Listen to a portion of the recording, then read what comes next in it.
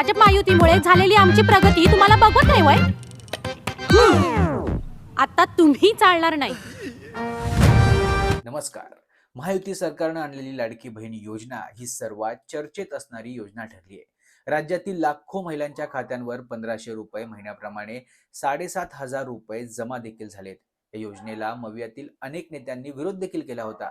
दरम्यान आता लाडकी बहीण योजनेबाबत भाजपची एक जाहिरात सोशल मीडियावर तुफान व्हायरल होतीये. या जाहिरातीत लाडकी बहीण योजनेचा लाभ झालेल्या महिलेला काँग्रेस मवियाचे नेते आता चालणार नाही म्हणत योजना बंद पाडायची धमकी देताना दिसत आहेत. या मविया नेत्यांना ती महिला महाराष्ट्रातील विकास कामं बंद पाडणारे हे नेतेच आता चालणार नाहीत असं म्हणत अद्दल घडवते.